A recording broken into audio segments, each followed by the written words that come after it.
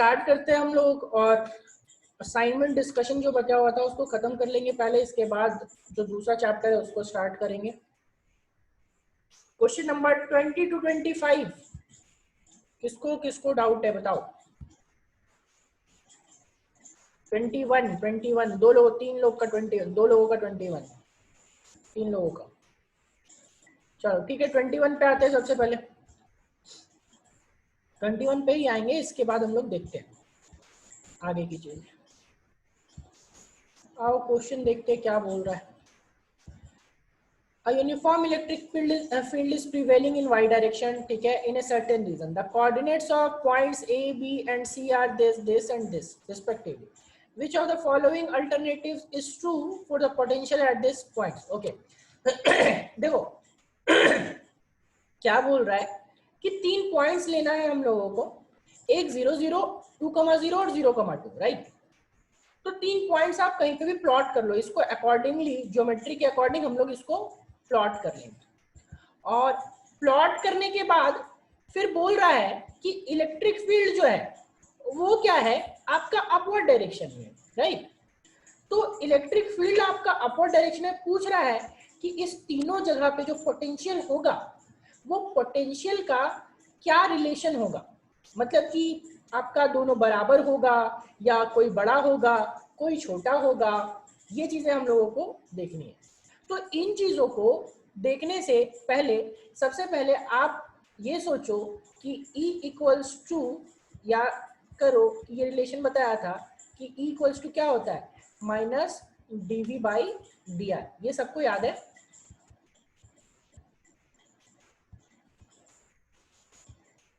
ये सबको याद है या नहीं याद?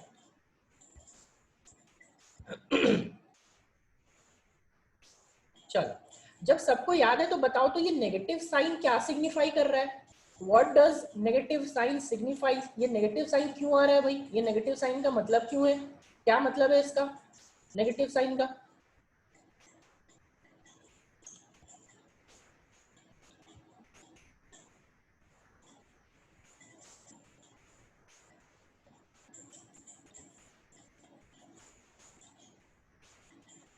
याद करो, मैंने आपको पोटेंशियल में भी, इलेक्ट्रिक पोटेंशियल का मैंने आपको दिखाया था, पर आपको प्रैक्टिकली करके दिखाया था इक्विपोटेंशियल सरफेसेस का। जैसे जैसे हम लोग दूर जाते थे तो पोटेंशियल घटता जाता था, राइट। तो minus sign signifies that electric field lines are always from higher potential to lower potential। ध्यान रखिएगा इस बात को, यहाँ पे मैं लिख भी दे रहा हूँ, negative sign signifies that electric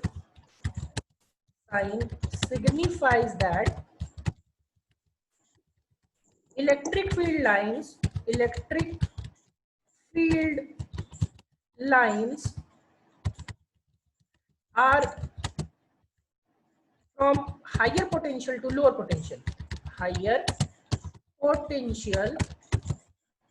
potential, right, lower potential। अब देखो, higher potential to lower potential, तो यहाँ पे आप इस क्वेश्चन में देखोगे तो इस क्वेश्चन में देखो कि इलेक्ट्रिक फील्ड लाइंस नीचे से ऊपर जा रहा है, राइट।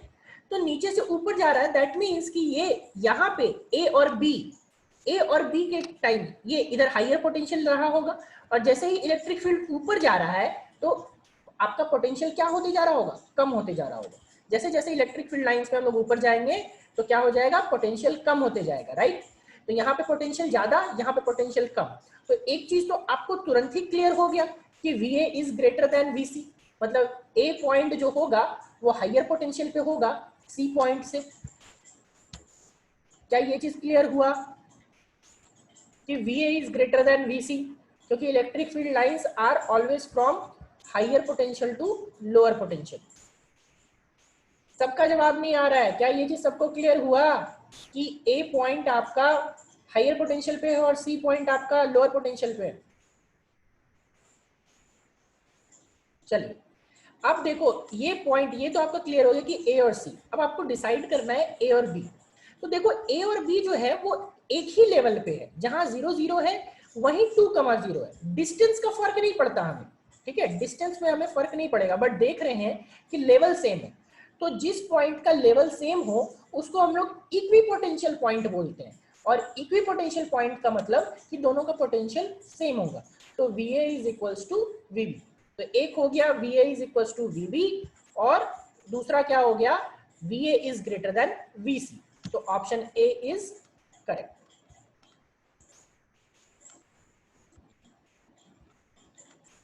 चलो, ये क्वेश्चन क्लियर है अभी सबको?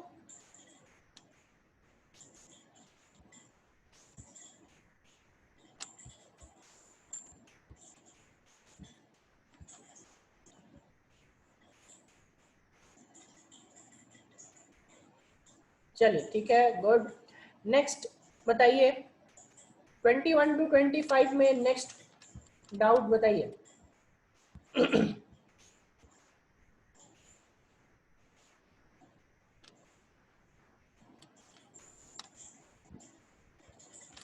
क्वेश्चन नंबर 21 टू 25 में नेक्स्ट डाउट। 23 ओके, और बाकी लोग 21 टू 25। चलिए ठीक है, 23 पे ही आते हैं। 23 पे आते हैं। A parallel plate capacitor with air between the plates has capacitance of 9 picofarad. ठीक है, now between its plates is D, दोनों के बीच का डिस्टेंस जो है वो D है। The space between the plates is now filled with two dielectric, one with dielectric constant K1 and thickness D, while the other is this and this. बहुत आसान है ये, आपको ऑलरेडी मैंने क्लास में बताया हुआ है। सेम क्वेश्चन, क्या सेम क्वेश्चन नहीं बताया क्लास में? बताओ, सेम क्वेश्चन बताया है क्लास में कि यहाँ पे कैपेसिटर लेंगे एक, इस कैपेसिटर में दो डाइलेक्ट्रिक डाल देंगे। अरे सेम क्वेश्चन करवाया है, 2 दिन पहले करवाया है,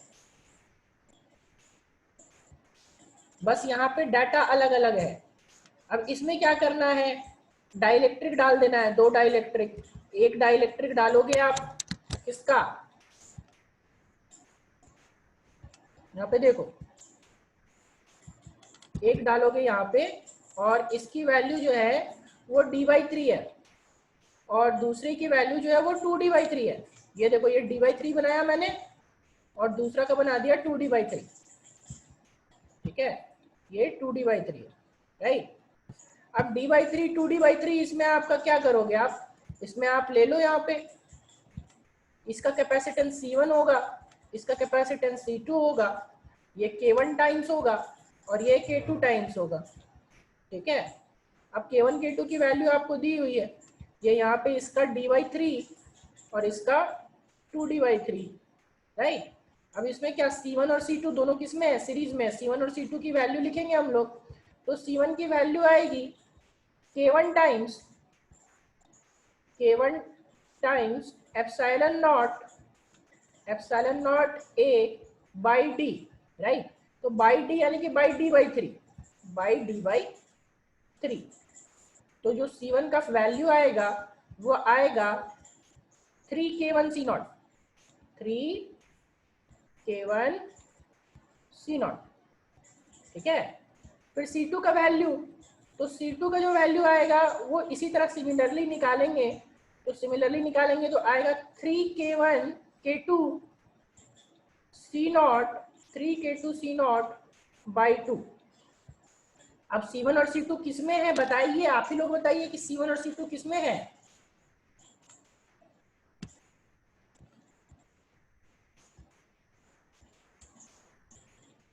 C1 और C2 किसमें है, सीरीज।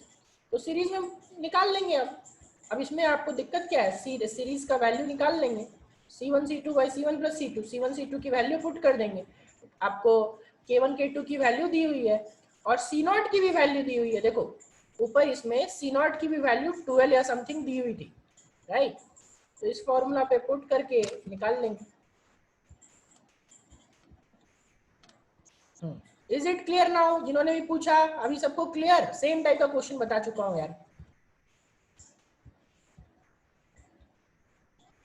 देखो बाबू, कोई भी क्वेश्चन मैं कोई भी असाइनमेंट ऐसा नहीं देता हूं जब तक कि उसका कॉन्सेप्ट बता ना चुका हूं। अगर कॉन्सेप्ट मैंने नहीं बताया तो दैट मीन्स कि मैं उसका क्वेश्चन नहीं दूंगा।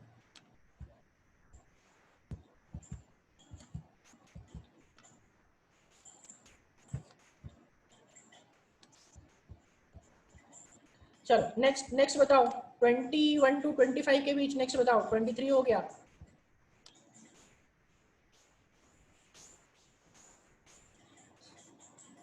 नेक्स्ट बताइए। 24 25 कितने क्वेश्चन दिए थे? 30 दिए थे क्या? हाँ 30 है। 23 के बाद बताइए। 23 टू 30 में क्वेश्चन बताइए क्या डाउट है? 23 टू 30।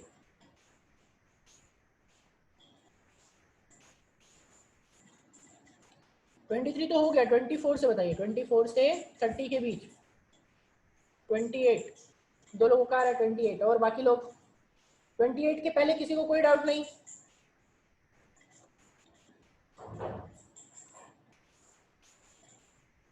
28 तीन लोगों का 28। उसके पहले किसी को कोई डाउट नहीं? फिर मैं डायरेक्ट 28 के आगे बढ़ जाऊंगा।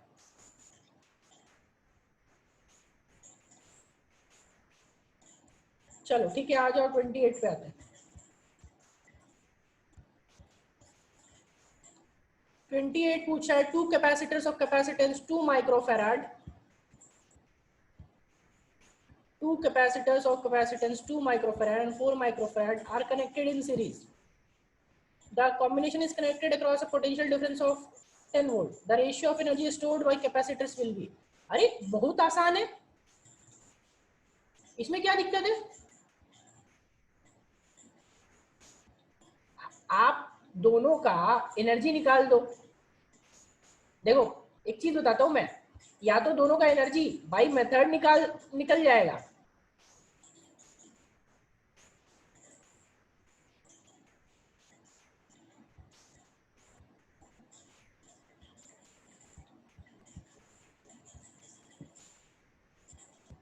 ये देखो आ जाओ।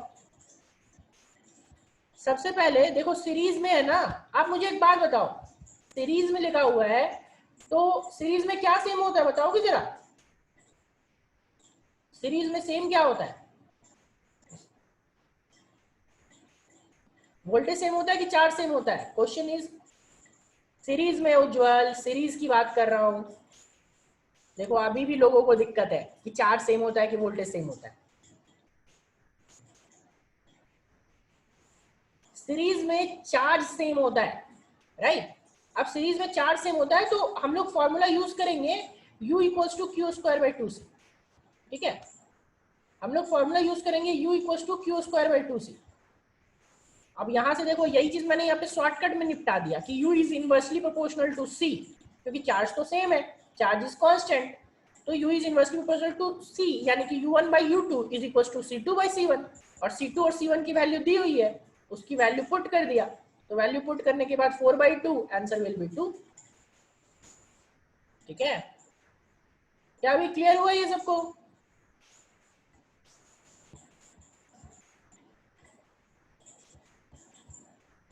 जिनका डाउट था क्या वो डाउट क्लियर हो गया सबका?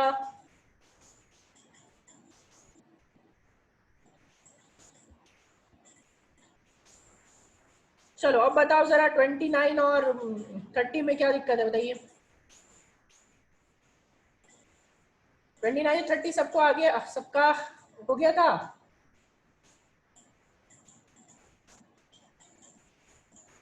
ट्वेंटी नाइन 30 में किसी को दिक्कत है क्या? किसी को दिक्कत है तो बताइए।